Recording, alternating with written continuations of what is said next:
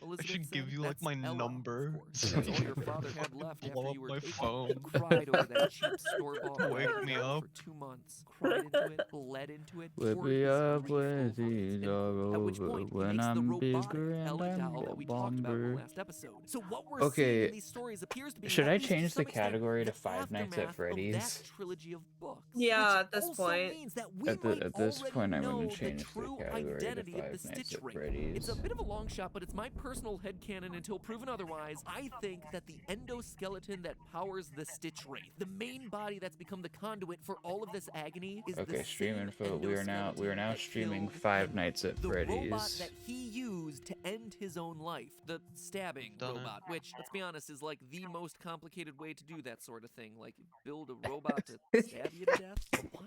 Creative types, man, they are weird. Anyway, we're told in the Silver Eyes that it's a basic I still Gen can't 1 believe fucking endoskeleton with an Scorpion unfinished joined face, briefly. which would explain Yeah, exactly why Phineas needs to put a head on it. Quote from the Silver Eyes. I "You can this see our just face. I feel It could be like claws. Its features were legendary. scarcely formed, crude and shapeless. Its blind Yeah. eyes were I'm so sorry, Varia. If we do this, we could be heroes. We could be heroes just for one day.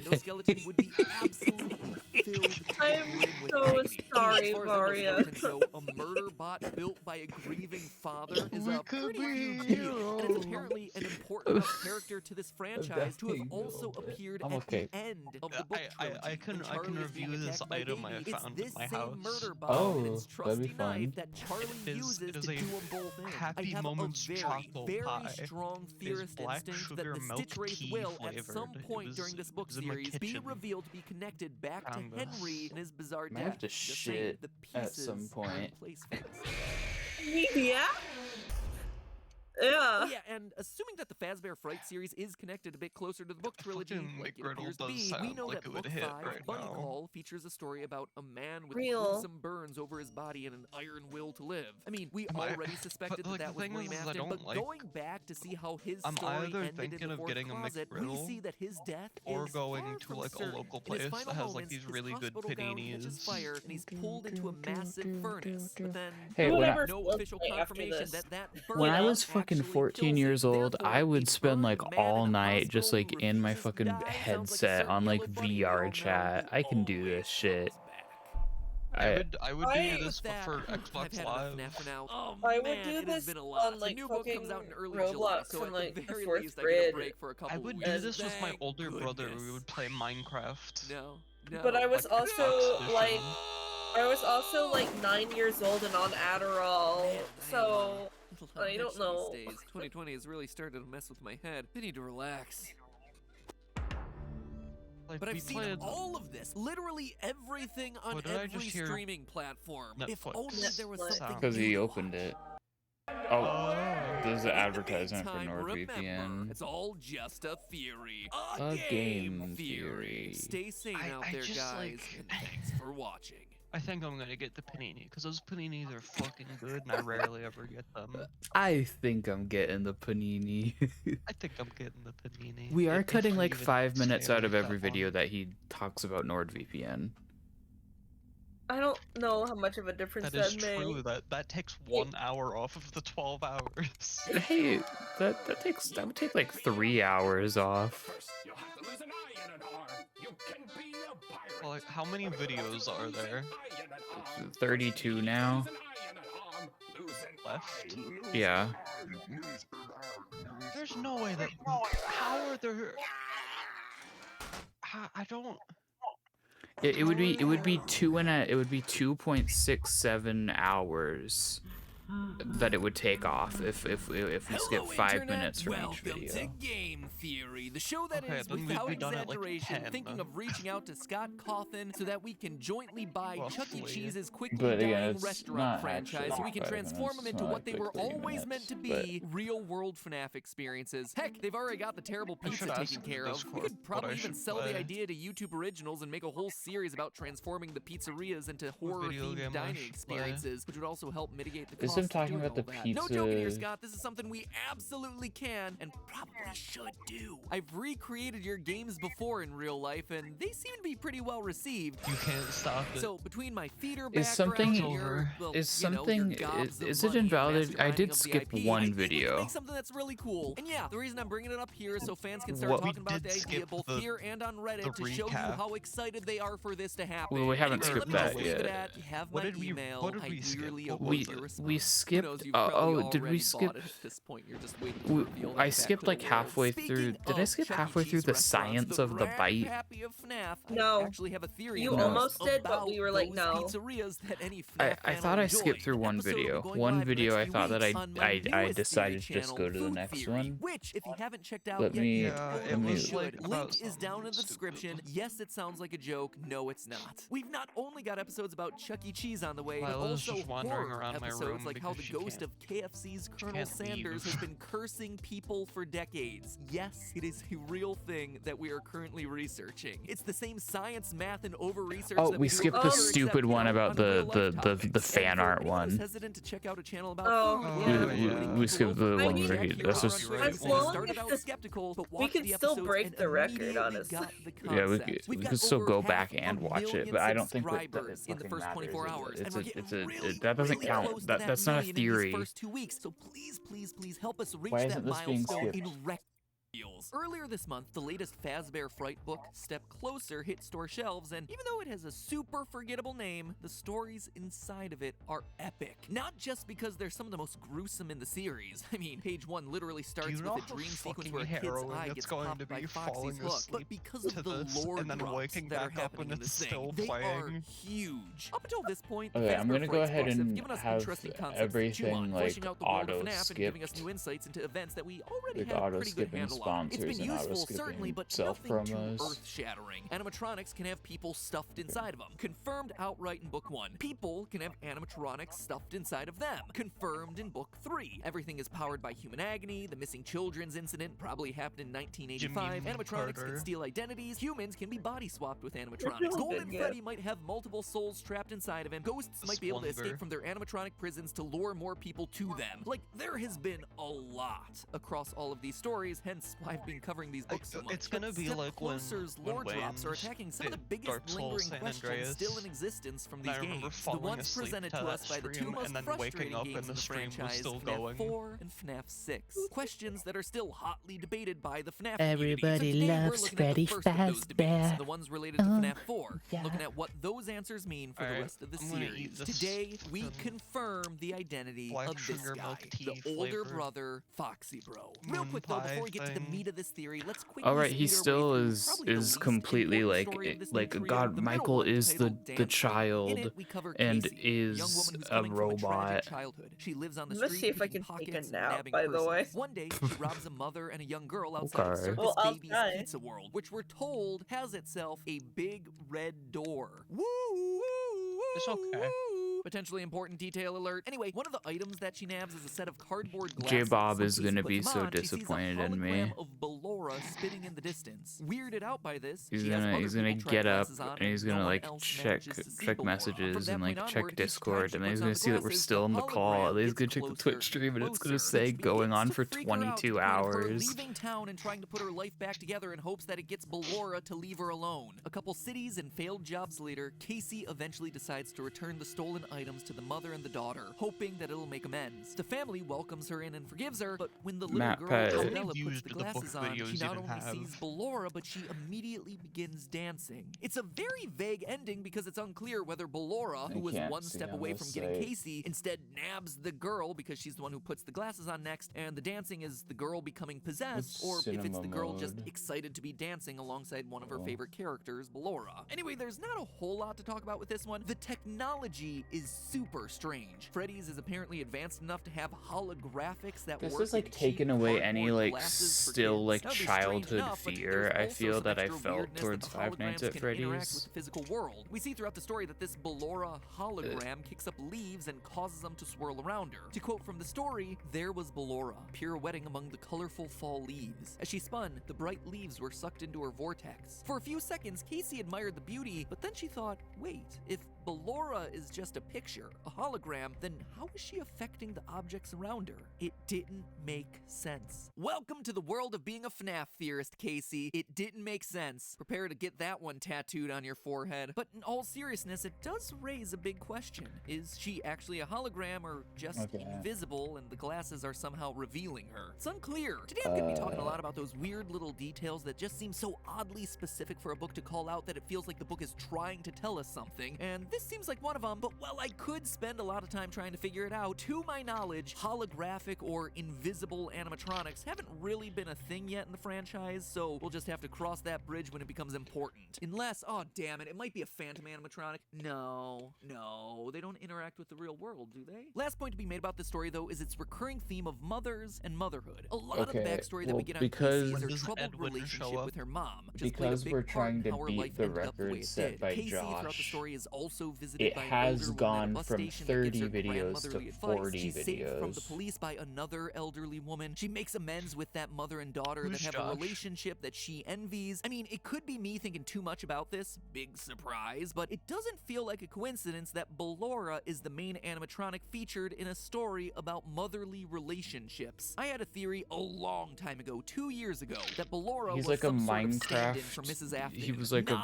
SMP YouTuber who does. I mean, that she Yes, he did a 20-hour live stream where he watched every single one up to that point. I mean, just look at the song that Ballora sings in Sister Location. Oh my god, he's talked about this song like 15 times. Christ.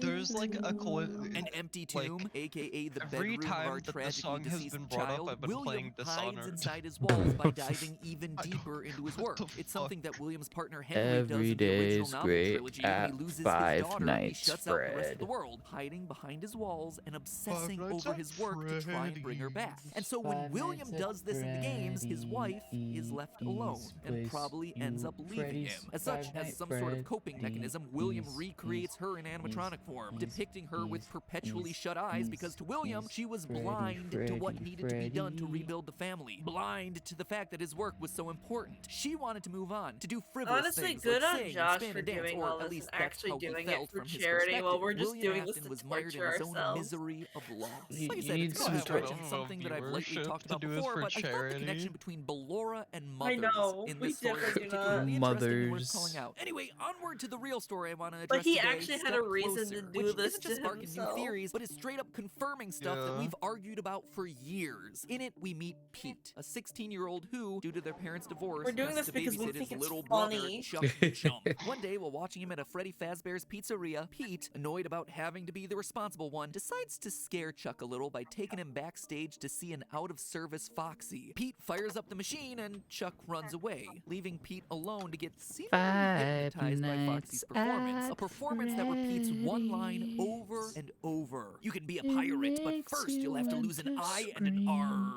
And from there, you can probably guess what happens. Over the next few days, Pete gets into multiple accidents that put either his eye or his arm in danger. A scalpel nearly hits his eye in science class. A butcher knife almost chops off his hand at the store. A buzzsaw blade shoots out at him from a nearby construction site. He gets hooked in the face by a fishing line, and he almost loses a hand to a Chinese finger trap at the school carnival. Anyway, the two brothers eventually make amends and come to the realization that Pete needs to face down Foxy to break some curse. Pete rushes to Freddy's, but in his panic, he's hit by an oncoming truck and killed. Out of nowhere. It's this awful reveal that you absolutely do not see coming because you feel so bad for this kid. You're like, oh, he's apologized to his brother. They have a good relationship. They have a plan for getting Pete out of this after him being brutalized for the better part of a week. He's on his way to close off the story and then, bam, it just ends. And that would be where the story ends, except for one thing. Pete is still alive.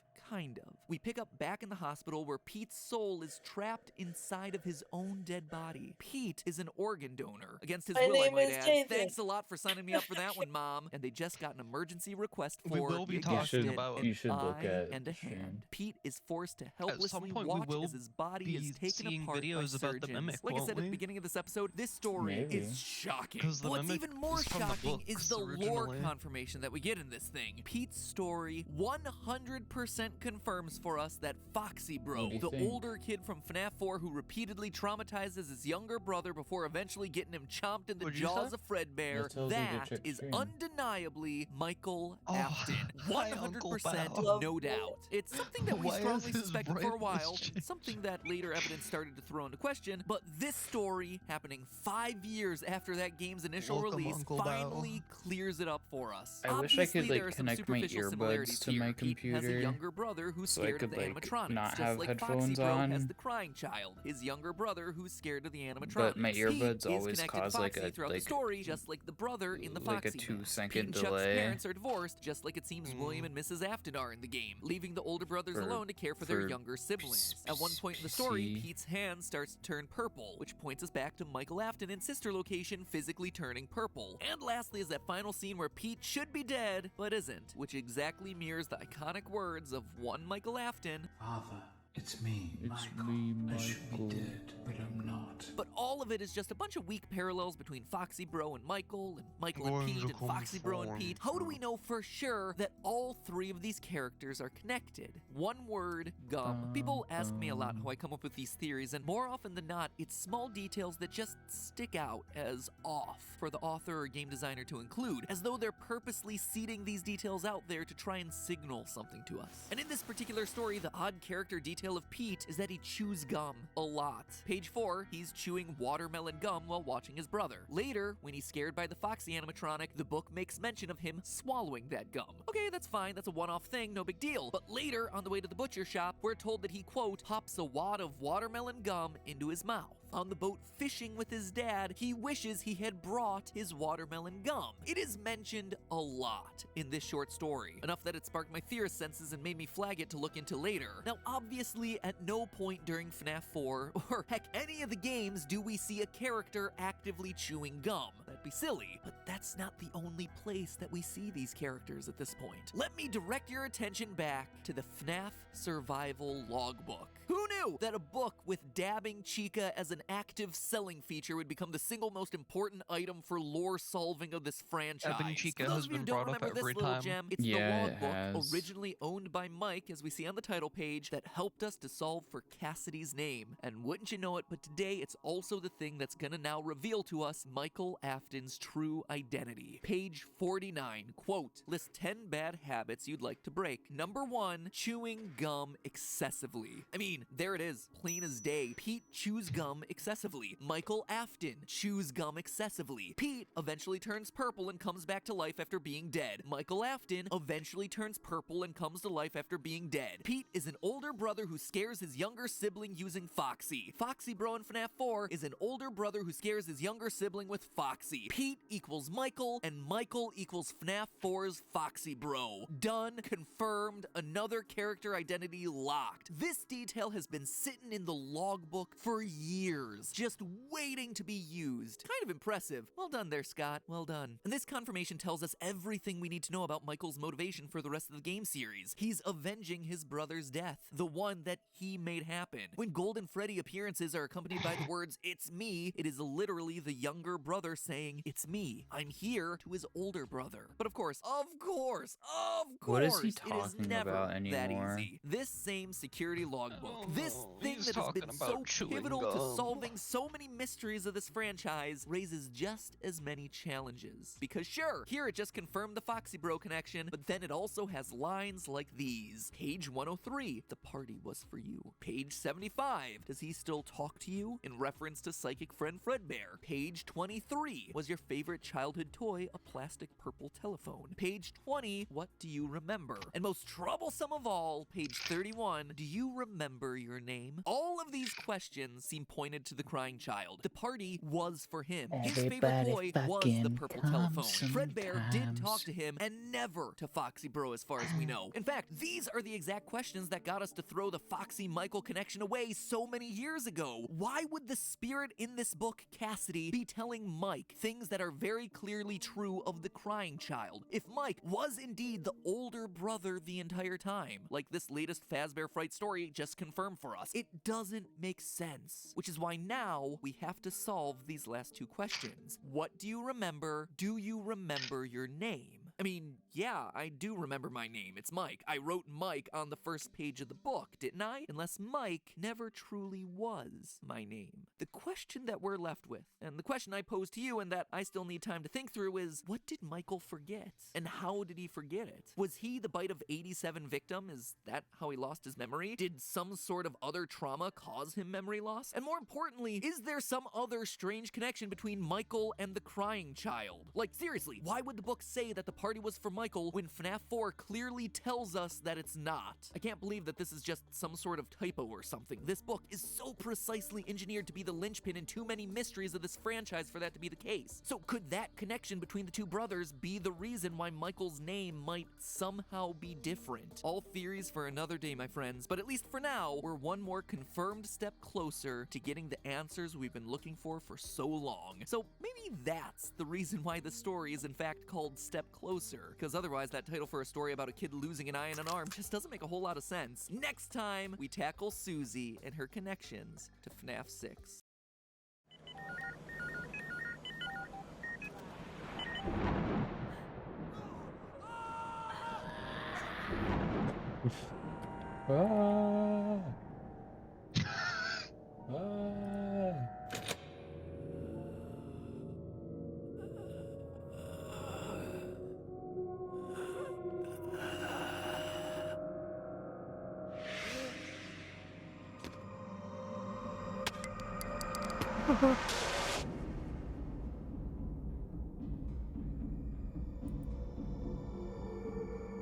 Hello, Internet. Welcome to Game Theory, where today's episode is perhaps the single most important that we've done on the FNAF floor in a long time. Today, my friends, our goal is to solve Golden Freddy. That's right, FNAF Reddit. I am justified in using my favorite golden boy in the thumbnail today because this episode is all about him. It's them, which I gotta be honest is probably a good thing because I'm running out of ways to make old Yeller over here look interesting in a thumbnail. I mean, the dude's only got like 2 decent quality images in the entire 6-year history of this franchise. Say what you will about milking this franchise dry, we've milked that image dry. If only every other character in this franchise was as clickable. But seriously, with the recent release of Bunny Call, the 5th Fazbear Fright book, I think we have enough information now to finally put together a quasi-definitive answer on who is in that iconic golden suit, which, gotta be honest, is like the biggest mystery to me in this franchise at this point. Solving this one is like obtaining the first of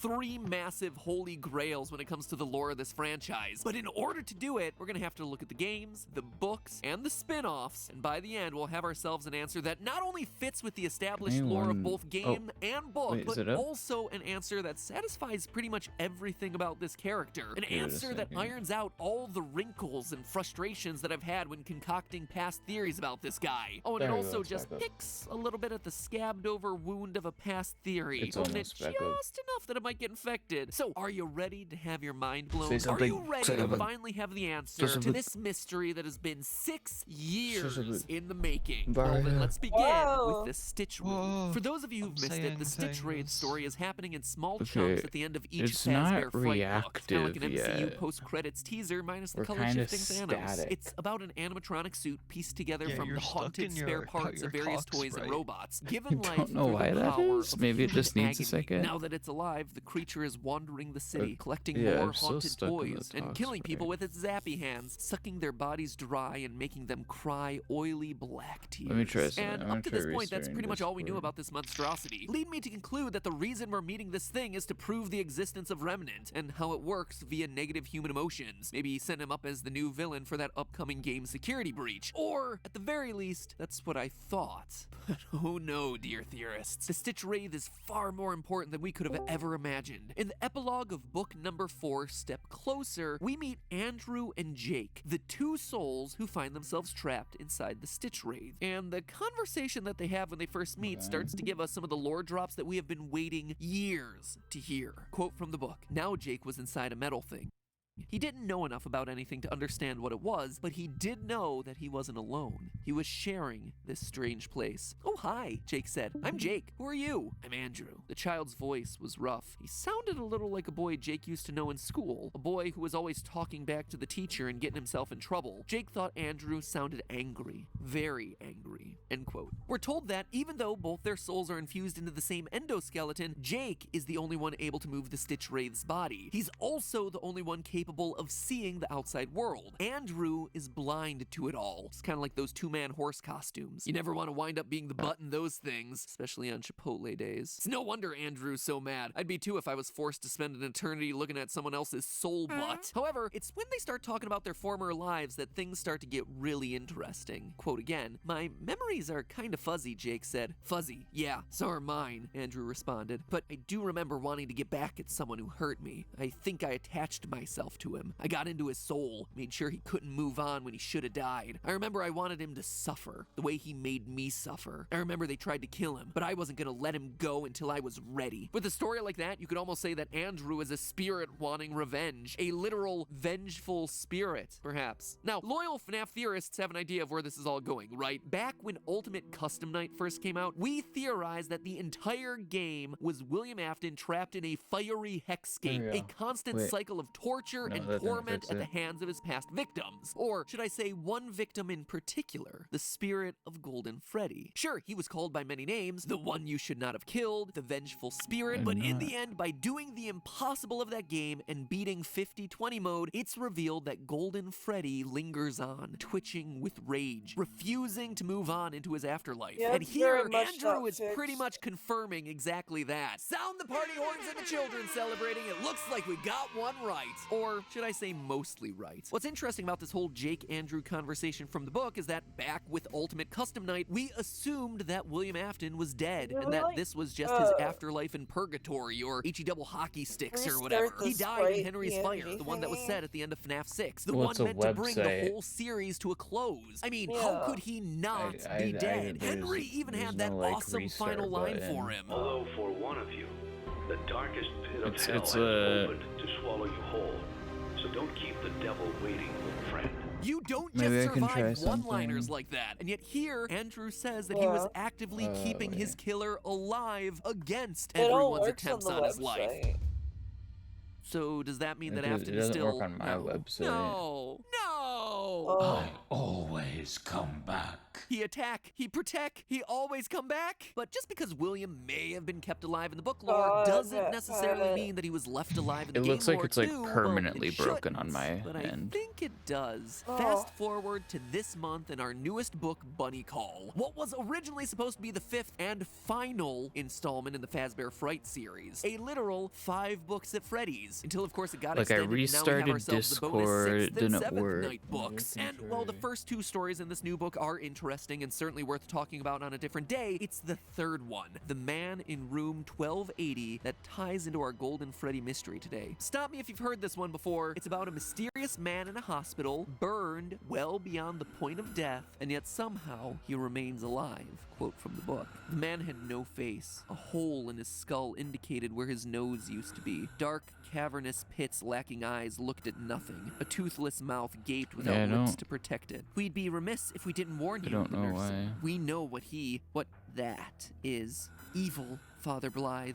Evil. In fact, the hospital staff is so convinced that he's the embodiment of evil that they tried to kill him multiple times, via injections, via smothering, via seances, but nothing will do it. He cannot be killed, but not for the reasons that you would expect. It's not an iron will to live or the remnant that's flowing through his veins that's keeping him alive. It's a ghost. Each attempt on the patient's life is thwarted by the ghost of a boy with curly black hair wearing an alligator mask. In fact, the two seem to be intertwined with each other. The story informs us about the patient's brain patterns and they're a bit unusual. Quote, according to the hospital's sleep expert, that particular REM pattern indicates nightmares. Horrific nightmares. See, there and there, the nurse pointed at one part of the brain scan. 2 signals means 2 living things, 2 entities. They're both vying for control of the brain, but they're at odds with each other. We think they're tormenting each other. Sounds a bit like Andrew, right? Andrew attached himself to the man who killed him and refuses to let him die so he can torment him, which is the exact relationship between the vengeful spirit and William Afton in the games. And if there was any doubt about who this mysterious man in the hospital is, the patient wants to go to a Fazbear distribution center, and we're told that the Stitch Wraith mystery is Nice. somehow tied to a So mysterious what it fire is, I involving deleted Freddy's and the them, former and then I owners of the logged out business. and logged Every back which into way the this app, Sunday, and then this is our William Afton stand-in for these put 'em books. back, and then Andrew it is our worked. vengeful spirit stand-in, and it feels like the book is trying to tell us that Custom Night wasn't purgatory or heck, it was Afton's living nightmare as he was laying in a hospital bed recovering. William Afton may still be alive, or maybe he was alive and then he eventually explodes. Yeah, the story ends with William's carcass being wheeled out to the Fazbear distribution center, and then it literally blows up like a bomb. It is just as gross and gory and disgusting as you would expect it to be. Maybe it's a good thing that these books don't have pictures. My personal guess is that this is what releases the angry spirit of Andrew into lots of other toys like Fetch and Plush Trap, and it may also be how Afton's soul gets itself into a computer chip that eventually gives life to Glitch Trap. Okay, this has been a lot about Afton, and I promised that this would be a mega theory about Golden Freddy. So how does it all connect together? Well, notice how I described Andrew's ghost, a boy with curly black hair and an alligator mask. It's the same hair as the mysterious dead body found inside Golden Freddy's suit back in Fazbear Frights number 3. Quote from that book: down low past his arm, Devin could see a body, a dead body,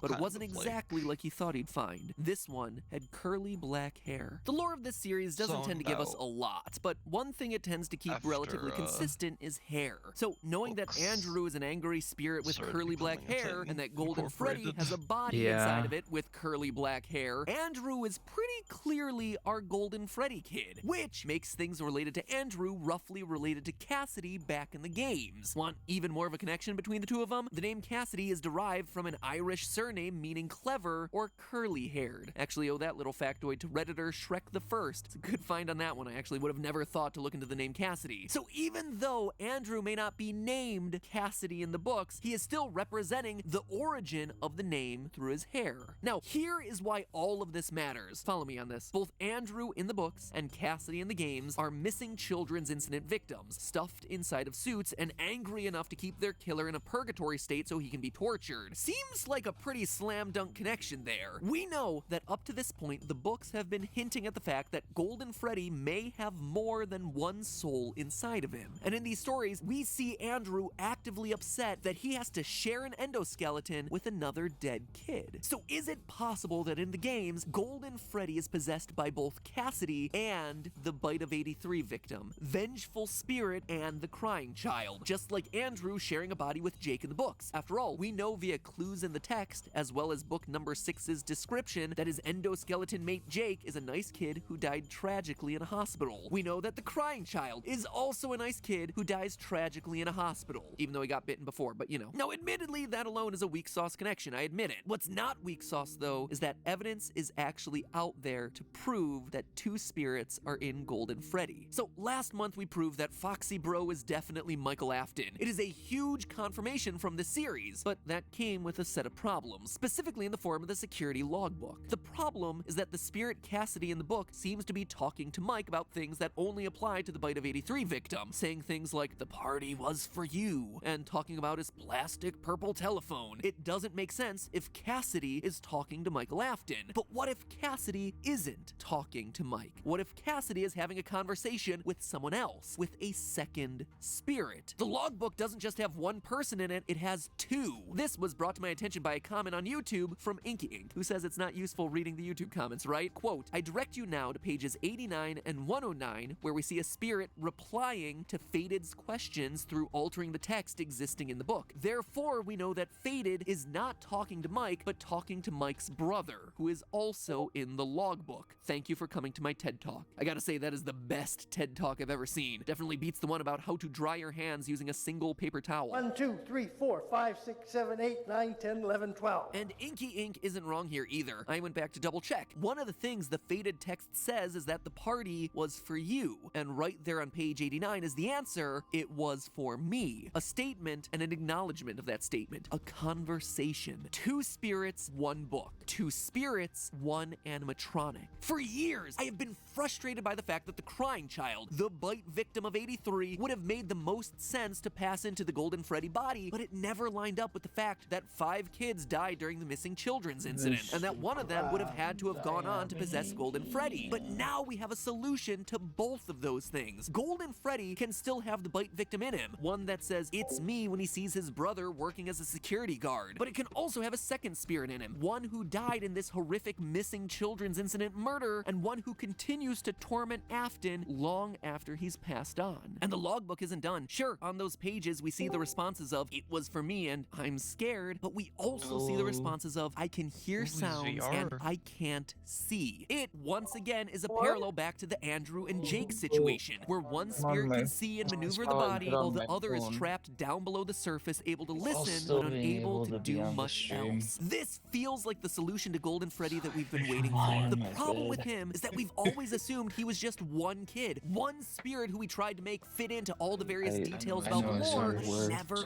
quite worked. And that's because it would never work. In reality, you always needed two entities. One, sensitive and kind, a younger brother looking for peace, and one, the victim of a brutal murder, violently eager for revenge. And here's the real twist, my friends, that might not be all. There's one last small detail in the Stitch Wraith story that we have to keep an eye on. We learn in that story that Jake and Andrew aren't intentionally murdering people, that when they reach out to touch someone, they accidentally zap them. Jake assumes it's Andrew doing it, but he's wrong. Final quote from the book. I just want to scare people, okay?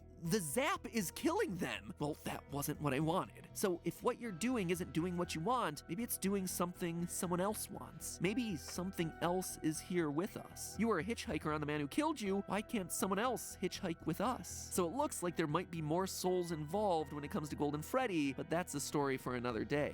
And with that, my friends, it's the last book until next year. There's definitely a few stories I haven't talked about that merit another video or two, but for now, Fazbear Frights and all its numerous lore reveals have come to an end, which I gotta say I'm kind of sad about. These have been a great way to engage with the mysteries of the franchise with the slow drip coming out over the course of this year, like a book every other month. It's been a really cool release strategy. And honestly, some of these stories are the creepiest things produced by this franchise in a long time. Anyway, I guess the only thing left at this point is crossing our fingers for that new game to come out soon? Now? Alright, Scott, don't you release another game on us or anything. No? Huh, that used to work. Oh well, probably better to wait anyway. Halloween is just around the corner, and there's not a whole lot of other ways we're gonna be able to celebrate it this year, but do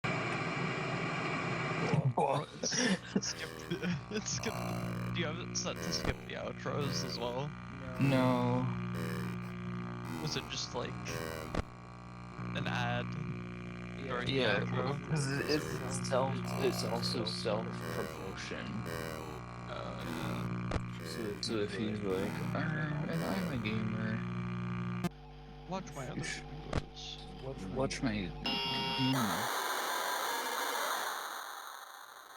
Hello, Internet! Collect Welcome to my 8 Game games. Theory, the show that's always a bloody good time. Today, we have a few massive announcements before we get to the episode, so please skip to here if you're not interested in them, but I don't think you should do that because these aren't things you're going to want to miss. First and most importantly, mark your calendars because on Tuesday, December 1st, right. Oops. I meant to at least. Breach got its first trailer out during a PlayStation 5 announcement event, and man, does this new game look incredible. Gregory, your friends are worried about you. Long gone are the days of just looking at static-filled still image camera feeds, my friends. And before we move on, can I just say how cool it is to see an indie franchise started by one man working at Dollar General rise to the point that it's now getting a spotlight alongside time-honored franchises like Final Fantasy and God of War, and not only getting spotlit alongside them, getting more views than nearly everything else in that showcase. That's awesome. Well done, Scott. Really, really well deserved. Now, based on the trailer, it looks like we'll be trapped inside of a Freddy Fazbear's Pizzaplex, playing a life or death game of hide and seek against a killer. And it's that killer, Vanny, that I really want to dive into today. She's teased twice in the trailer, once via a bunny-shaped shadow in the opening sequence, and again as the final jump scare. Now, we've suspected for a while that she's coming, via teaser images on Scott's website, merch leaks, Easter eggs hidden throughout FNAF VR, all things that I've covered before in past theories. But the thing I wanted to look closer at today is her backstory and her relationship to Glitch Trap. Because even though this game hasn't come out yet, and we honestly don't know when it's coming out, we do already know a ton about this new character. In fact, true to Scott's style of storytelling, we probably won't get that much of a backstory for Vanny in this new game. I don't know if you've noticed this about Scott's games, but important story bits tend to happen around the games rather than in the games. Let me explain with an example. In Sister Location, animation, we end with Baby being a part of Ennard. And if you get the super secret ending, you see that she gets puked up into a sewer. Fast forward to FNAF 6, and there's suddenly two separate entities again, Scrap Baby and Molten Freddy. To 99.9% of the players, you would have no idea how or why that would have happened. And I can't blame them, because the only way you would know that Baby got voted out of the Ennard tribe was via the source code on Scott's website, as well as a separate standalone site, fnafworld.com. Just goes to show that when you're talking about FNAF, the game never really stops. And the thing is, I think Vanny is already getting treated this same way. The information about her, what is now getting her to kill, the big twist reveal about Vanny's true nature has already been laid out for us, if you're paying attention to all parts of the FNAF universe. So if, unlike me, you don't have time to keep track of the 12 games, 9 books, dozens of ports, hundreds of toys, and a moon-faced animatronic and a pizza tree, well, that's why I'm here. Because all the pieces are out there in place for us, and now we're gonna be putting them back together to understand the true backstory of Vanny, the Killer Bunny, Purple Guy 2.0, before Security Breach comes out. Recently, the game FNAF Help Wanted got itself a mobile port. Big whoop, right? We've already seen this game 2 other times before, once in VR and again in a flat console port. Don't get me wrong, love this game, probably my favorite game of the franchise, but still, Scott, you ain't getting me to buy this for a 3rd time. He totally got me to buy it a 3rd time. So because this is a mobile port, a lot of the game has been stripped away. Gone is the intro sequence, gone are some of the game modes, but most notably gone are the hidden cassette tapes that tell the story of Help Wanted's failed development. Now, if you remember back to a year ago, collecting all 16 of those hidden tapes in the original game inadvertently assembled our latest villain, Glitch Trap, piece by piece.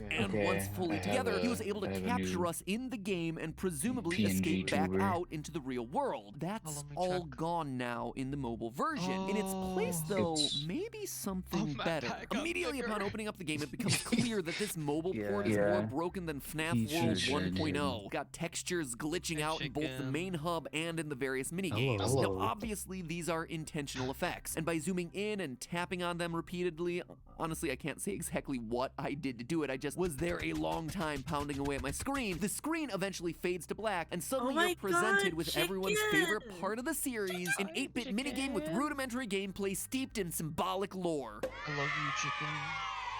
Okay, it's actually more like 16-bit at this point, but still. We're told that this game is called Princess Quest, with you playing as a little girl lighting torches to unlock doors and running away from glitching bunny people. Glitching bunnies, you say. After making your way through a ruined castle and cemetery, you eventually unlock a long corridor that leads to a final lantern and, no points if you guessed it, Glitch Trap himself. The screen goes dark and suddenly you're taken back to the game's main hub. Now, this seems fairly self-explanatory, right? It's a reference to Glitch Trap, the game that had to eliminate him due to size constraints. But it's the details here that really matter. Not counting the torches in front of the 6 gravestones, which are very clearly references to the original 5 missing children plus the child who possesses the puppet. There are 16 torches in total for the princess to light. This isn't a coincidence. It perfectly lines up with the 16 cassette tapes that you had to collect in the original Help Wanted in order to release Glitch Trap. In fact, Glitch Trap only appears once the 16th one is lit, further cementing that connection. But where things get really interesting is when you decode what Glitch Trap is saying. As the game ends, there's clearly a dialogue box along the bottom containing weird glitching text, but you'll notice that the patterns aren't random. Some shapes actually repeat themselves. These right here and these right here. It's actually a letter substitution code that spells out everyone's favorite phrase from the game. I always come back.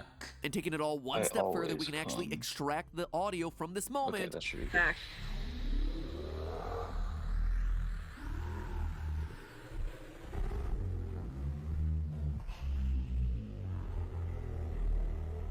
And do some audio trickery. By doubling the speed and then reversing it, we get this.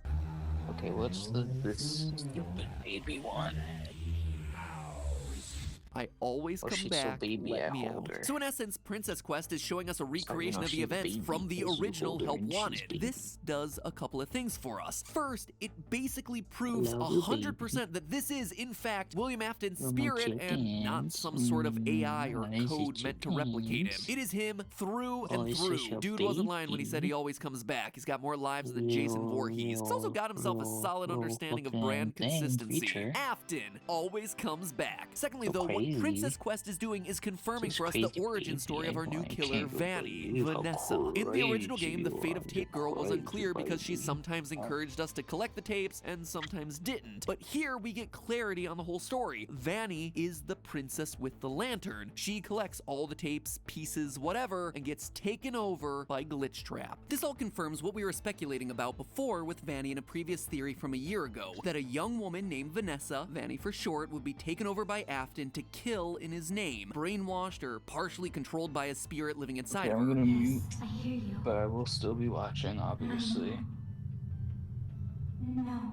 I am going to... There's no miscommunication. There's also a similar conversation currently hidden in the source code of Scott's website, except here you see both sides of the conversation. Stay the course. More water. Focus on my voice. I will. Don't let anyone lead you astray. I won't. Have you selected one? I have. The one that seems to be selected is Gregory from the new game's trailer. Gregory, be still.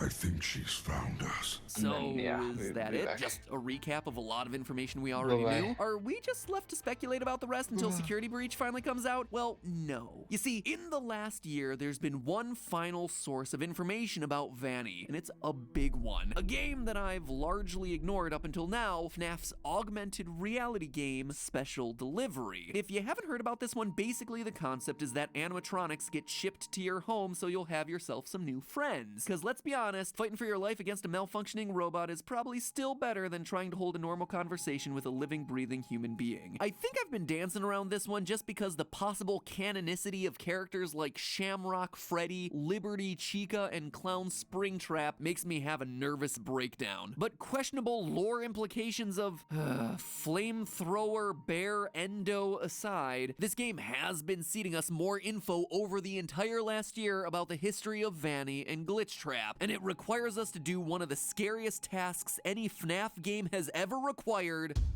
reading emails. You see, the game will occasionally share you on emails that aren't intended for your eyes. On one side, we have ourselves the story of a company working on behalf of Fazbear Entertainment to disassemble old animatronics and scan their circuit boards into their computer system. And, just like Tape Girl warned us about back in FNAF VR, this causes a virus to spread through the system. Quote from those emails, "Turns out that wasn't a glitch. We released a virus when we scanned that last circuit board. It's spreading really fast. We're gonna need all hands on deck." New email. "Hey Jim, just checking in. I emailed you earlier this week about a virus caused by one of your circuit boards, which is currently spreading throughout our system and causing serious problems. Please contact me ASAP. Thanks, best, Steve." So that is our Glitchtrap origin story. And to me, it's especially interesting because I think it helps explain something that dates all the way back to FNAF 3. Recently in the series, we've learned that the FNAF games are canon in the games. Now, that's a really confusing sentence, so let me explain. In both FNAF VR and the Fazbear Frights books, it's confirmed that the urban legends about murders happening at Freddy's restaurants are mainstream enough to have gotten some video game spin-offs. Not necessarily the FNAF games that we know, and certainly not FNAF World, since everyone, including Scott, wants to forget that one, but games inspired by the legends of the pizzeria. In FNAF VR, in fact, we're told that they were made by Fazbear Entertainment as a cover-up. Fazbear Entertainment hired the game developer. Those indie games were designed to conceal and make light of what happened. This isn't just an attempt to rebrand. It's an elaborate cover-up. And looking back on it, I believe that we've seen those games. I think we've played those games. They're the 8-bit minigames from FNAF 3, Mangle's Quest, BB's Air Adventure, Chica's Party, and Stage 01. Heck, they might even include the Take Cake, Give Gifts, etc. minigames from FNAF 2. Those are the games being referenced in the games. I mean, they even have those sorts of cheesy titles that would come with cheap Atari-style games of that era. And how do we know all of this and why am I talking about it now? Because of Glitch Trap. It's easy to forget, but the last minigame that you have to play in FNAF 3 features a glitched out bunny hopping,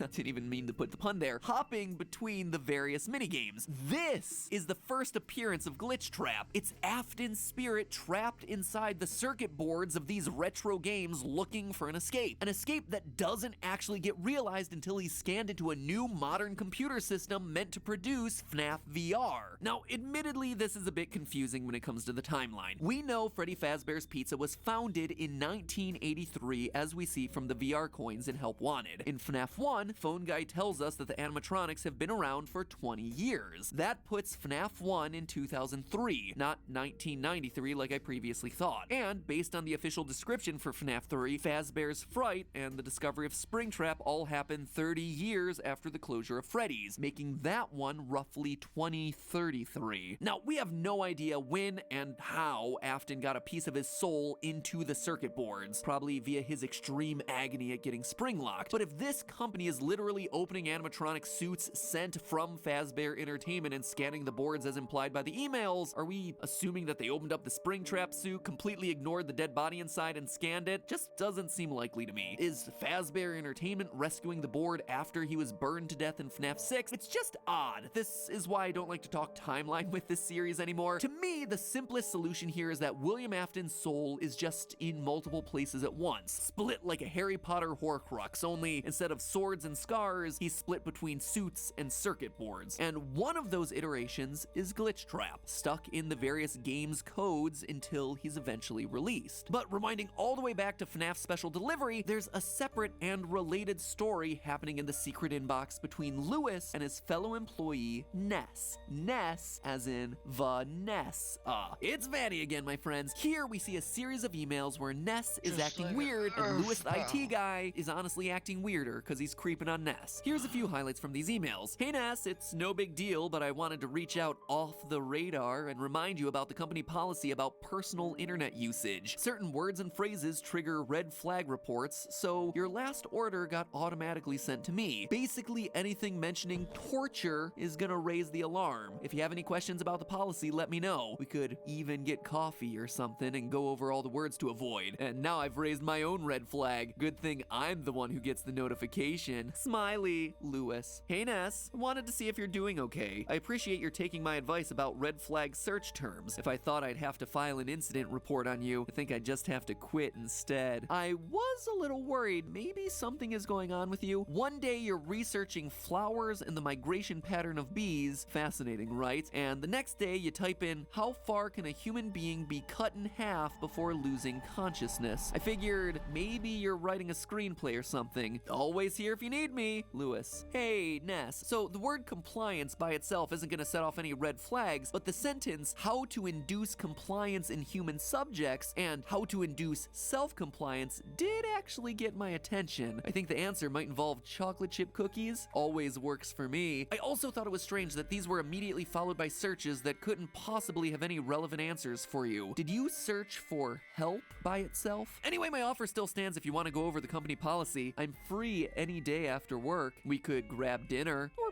coffee if you want, Lewis. Oh, Lewis, when you say stuff like that, it makes me a sad panda. But HR violations aside, these conversations tell us a lot about Vanny's mental state. She is sharing control of herself with Glitch Trap. That's why we get references to her searching the internet for help. It's part of her psyche crying out for anything, anyone who can save her, anything that'll provide an escape. It's also why it's so important that Lewis calls out the searches for inducing compliance in human subjects and inducing self-compliance. That is Glitch Trap, searching for a way to gain complete control over Vanny, over her psyche. This further confirms something that we talked about in my last theory on Vanny. In that episode, we talked about how she's a reluctant follower, that Afton isn't in complete control. On Scott's Voices.com page, where he tends to hire out actors for the various vocal roles in the game, Vanny's listing was for a character named Reluctant Follower. So this woman is clearly a devotee, brainwashed or controlled by Afton to an extent, but a part of her is actively fighting back, hesitant to do what he asks, which makes me think that in Security Breach, we may be able to save or redeem her. In fact, knowing that may help us out with the gameplay. Maybe it's a secret or a true ending condition. That, my friends, is what I believe to be the big twist that awaits us in Security Breach.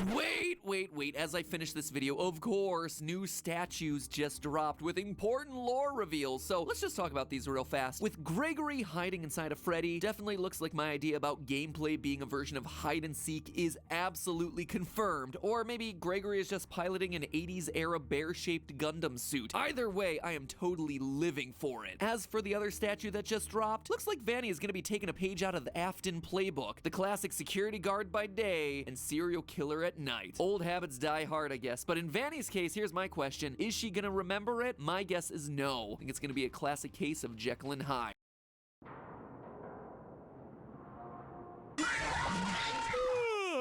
Lame. Boring. Been there, done that one. Guys, huddle up. Y'all here? It's kind of hard to count you all. At this point, there's more of you than there are Pokemon species. Paper plate people. Here. Obscure lore-filled egg baby. Here. Jar of pickles. Great, listen up everyone. Y'all have a big problem on your hands. You all are yesterday's news. People know about you. They survived you. They remember you. Well, except for you, egg baby. Long story short, guys, people know what to expect of you. To be scary, you need to be unexpected, new, unpredictable. And that's why, gentle bears and lady chicks, I introduce you to the new breed. Welcome to the family, guys. Jump scare.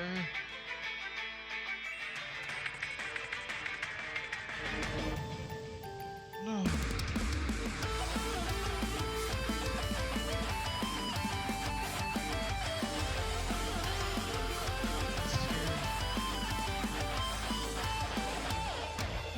Hello, Internet. Welcome to Game Theory, the show where my waistline is extending faster than the FNAF universe. When it comes to Five Nights at Freddy's, I've made no small deal about how huge this franchise has gotten. I mean, if you're looking to keep up with all the lore, this year, 2020 alone, is home to not one, but 5 new book releases. As if 7 main games, 4 spin-offs, and the Still in the Works movie weren't enough. But there was an announcement made by Scott earlier this year that I've been wanting to talk about for a while. An announcement that, to me, isn't just important to this franchise, but is important for all of gaming. Between all my jokes about how much I hate the franchise and how complex the lore has gotten, I've always said that the way Scott has crafted these games and how he's managed to run his community is perhaps the smartest, most modern way of making a video game. From the very first Five Nights game, he understood that the current age of gaming is all about sharing your experiences, that no 2 playthroughs should ever be alike, that obscure screens, jump scares, glitches, minigames, all of it should appear randomly and with very small probabilities so that people can go online and ask their friends, wait, did you see that? Was this a real thing? From the first appearance of Golden Freddy in the newspaper clippings in FNAF 1, all the way up to Help Wanted, surprise Easter eggs of coffee from his early game The Desolate Hope, these sorts of things form the lifeblood of this franchise. That is what gets people talking about your game, and sharing your game, and sharing videos of your game. And yet, it's a game design feature that shockingly modern developers just don't seem to do. But all of that's happening on the micro scale. Today we're zooming out to talk about the big picture. Another move that Scott's made that completely bucks the trend of modern game development and truly embraces what it means to lead a successful franchise in 2020 and beyond. An age of creators and accessible game-making tools. I'm speaking, of course, about the Fazbear Fanverse Initiative, something Scott announced back in August of this year. In case you haven't heard about this thing, here's a quote from the Reddit post. There have been some great fan-made spin-off universes created in this community, and I want to see them keep going. That's why I've put some of my own cash toward development of new games in those game series. However, I'm going to stay out of the development side of things so that these creators can do their thing. They're going to develop these games and interact with the fan base just as they would have normally. And when the games are done, they'll be released on Game Jolt for free, just like normal. The difference now is that they'll also be bundled up with other games and sold on most major consoles and mobile as well. At least that's the plan. Did I mention there may be some toys and other merchandise of these fan games too? It's a project that's designed to invest in those franchises, give back to the developers, and hopefully bring new entries to those franchises as well. So the TLDR version of this, Scott's pulling a reverse Nintendo. He's embracing and extending fan games. He's investing in them, helping them with distribution, and heck, maybe even merch. The first wave of this initiative involves 5 titles. Five Nights at Candy's 4, which, you know, is just FNAF, The first but with wave and cats. all Pop only Goes one Evergreen, of these games which have is, come you know, out so FNAF far. with rodents. One Night at Flumpty's, which is FNAF with eggs. The Joy of Creation, which is FNAF but on fire. And FNAF Plus, which is, well, it's just FNAF Plus. One of That those is is obviously a big canceled, simplification one of of all these those is games just for the Genochrome, joke, and but the you get other the 3 point here. haven't They're all released. spin-off games with the basis of Five Nights at Freddy's. Now, all of this sounds well and good, right? think I Joy of mentioned that it Creation seemed like did Scott at least Cawthon have was a taking the demo. initiative to embrace did. and extend existing fan works. And those are words with warm and fuzzy vibes, but they're also Wonder words if that there's have, anything on the well, they Twitch have themselves a chat. history that's a lot less warm and fuzzy than you might think. Thanks to a there. third E that's less mentioned, extinguish. That might sound harsh and seem like it's coming out of nowhere, so let me explain what I mean with all this. I think it's necessary to talk about another company that publicly took the embrace and extend approach and what it meant for the evolution of an industry and how Scott is taking a similar approach but turning it on its head. Ladies and gentlemen, it's time for a lesson on everyone's favorite game theory topic, antitrust law. Antitrust law seems to be a hot topic these days, with Facebook robot Mark Zuckerberg and Twitter CEO Jack Dorsey getting grilled in front of Congress this year not just once, but twice. While it might be a trending topic in 2020, big tech companies getting taken to task for monopolistic and anti-competitive business practices is nothing new. Back in the 90s, before companies like Google and Twitter and Facebook were but a twinkle in some source code's eye, the tech giant that everyone had their sights on was Microsoft. And mind you, this was almost a decade before anyone had even heard of an Xbox. This is back in the days of Internet Explorer, who, let me tell you, was facing some fierce competition from the likes of Chrome?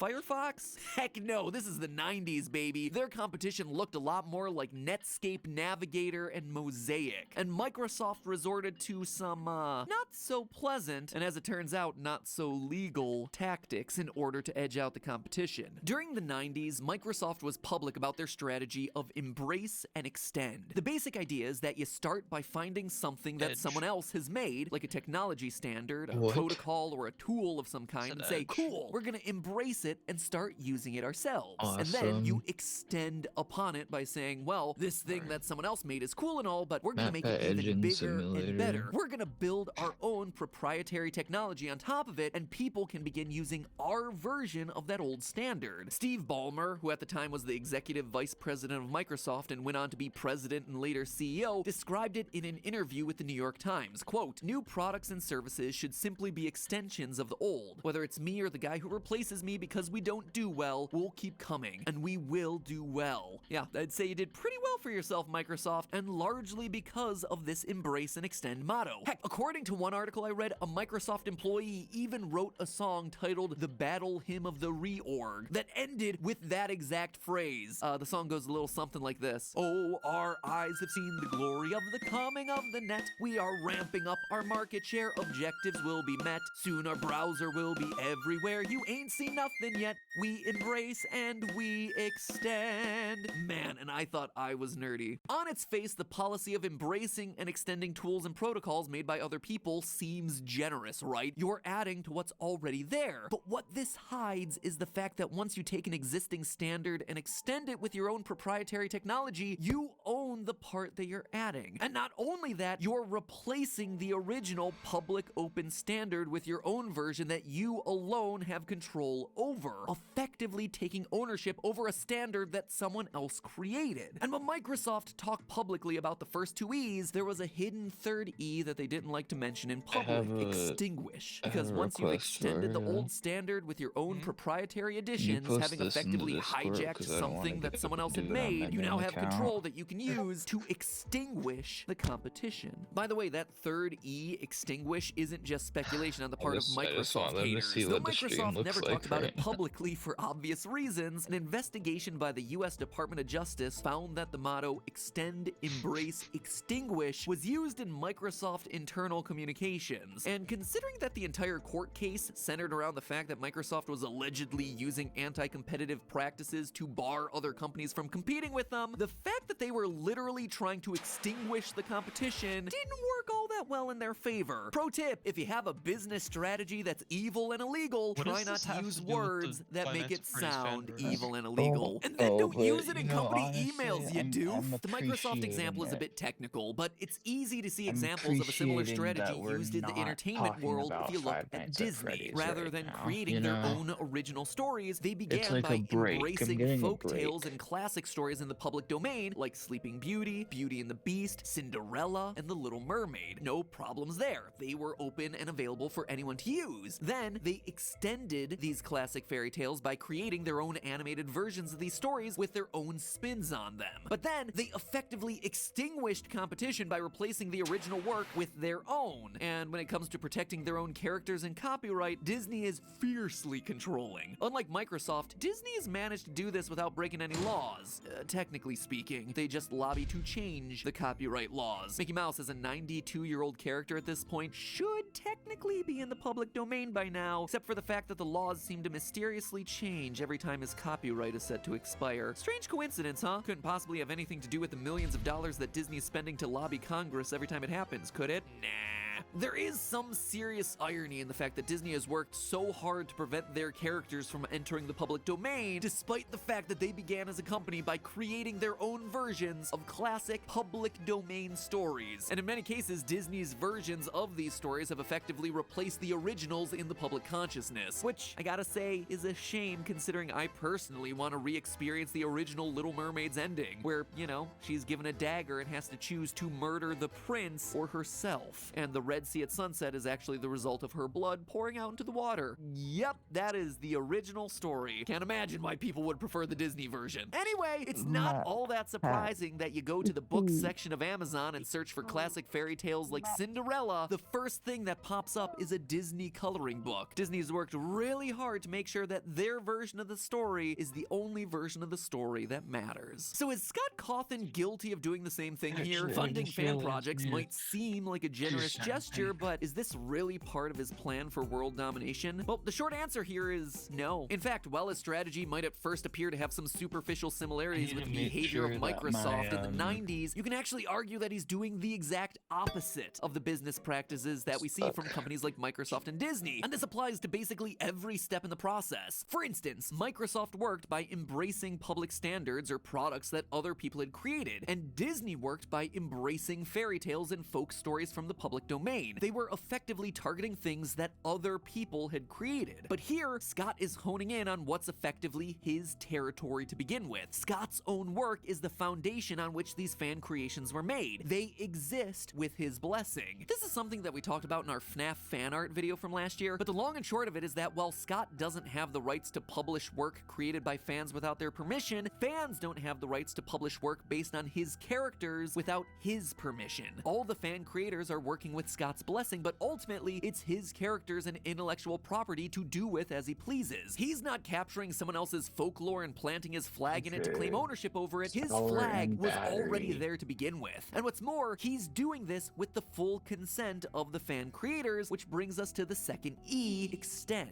Rather than trying to extend these fan works for himself in a way that would allow him to claim creative ownership over them the way that Microsoft did, he's leaving the power in the hands of the fan creators and letting them be the ones to extend their own fan lore. And lastly, the third E, extinguish. Once again, it feels like Scott's doing the opposite of the original EE strategy. Rather than trying to quash other creators so that the only thing left in the space is his original FNAF games, the entire point of this initiative is to include and promote other creators who can offer their fan games as an alternative. Not satisfied with only 7 official FNAF games? Here, check out what other people have made. And now, you can check them out on more platforms since they're coming to consoles and smartphones, and Scott Cawthon cloth and has given them the development resources to make it happen. So yeah, I think that far from being an example of a monopolistic business trying to control everything, this is an example of the opposite. Rather than being overprotective with his IP and issuing a cease and desist to anyone who tries to create their own fan game or spin on his creation, Scott is doing the opposite. He's giving the fan community's biggest developers even more resources, all while letting them have control over their own products.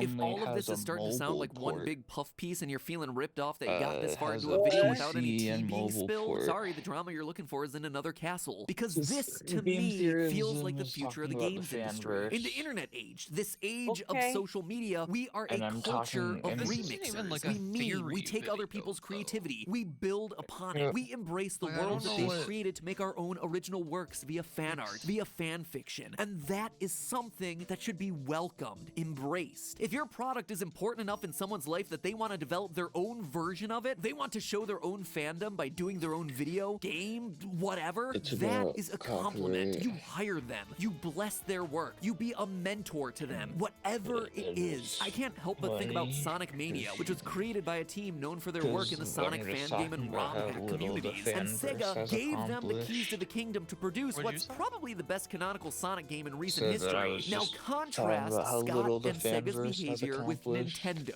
banning Twitch live streams for games that were paid for and played on release day, shutting down fan games because they were worried about it competing with their own products, shutting down tournaments run by people that are still really passionate about a multiplayer game that was originally released back in 2001. Sorry to pick on you, Nintendo, but I wouldn't be doing it if I didn't think it was deserved.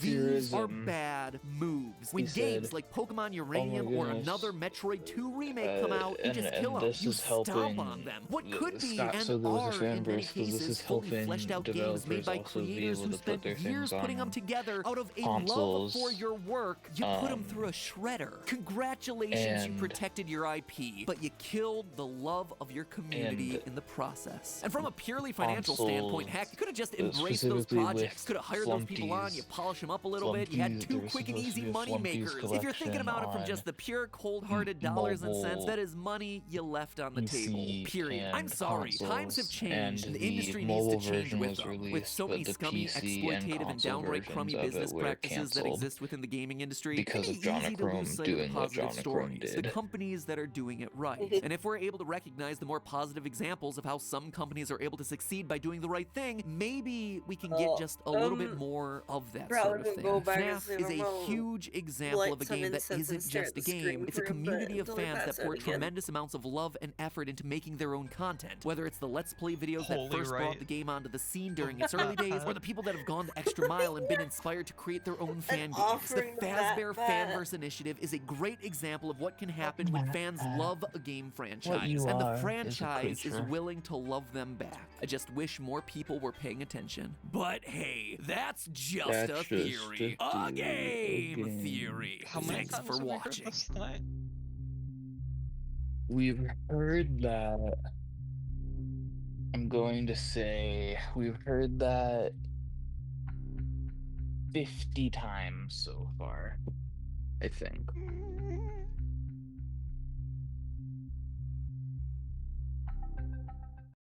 Jake, can you hear me, Jake? What did you do today, Jake? I went to the movies. We watched a scary one. It was so scary that I jumped out of my seat and spilled my popcorn everywhere. Did you do that, Jake? Were you there? Jake. Then I went to the arcade. I ate a bunch of pizza there. I got red tomato sauce all over my mouth and more red on my clothes. There were so many other kids there, and then there weren't. I love you, Jake. You know that, right? I love you. Open the cabinet, Jake. Come over here. Open the cabinet, Jake. Open it. Open it. Open it. Open the cabinet, Jake.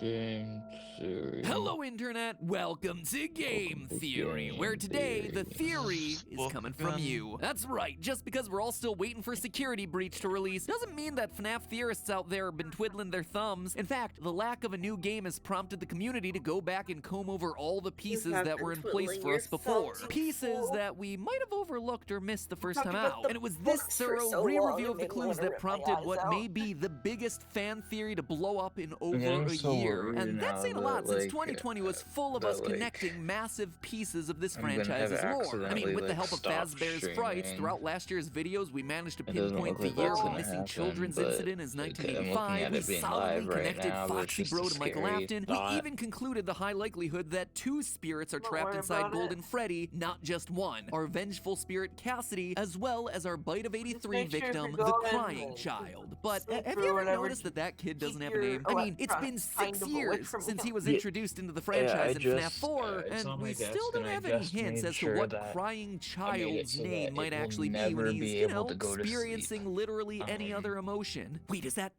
Crying Child? But no, that's Happy Child, and that's Angry Child, and that's Confused Child. That's Apathetic Child. That is Passionate Child.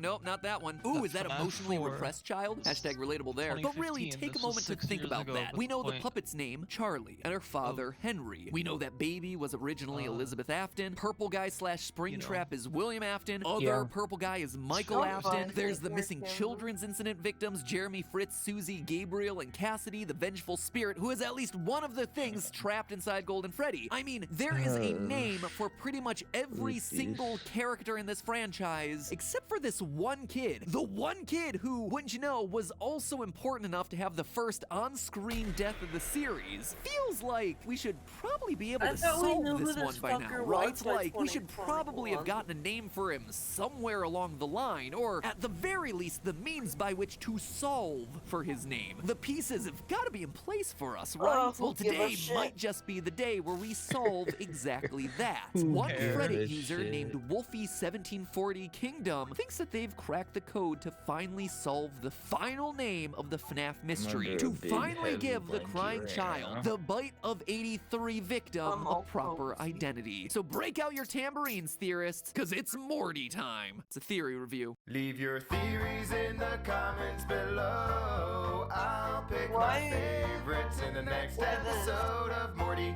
Now, today's theory starts where all the best theories begin, dabbing Chica. That's right, folks, we're back to the most important lore item in the whole franchise. Not any of the novels, certainly not the games. Those are just afterthoughts at this point. Nope, it's back to the children's activity book, FNAF Survival Logbook. In a past FNAF theory, we had a huge revelation about how this thing works. Basically, there are 3 people present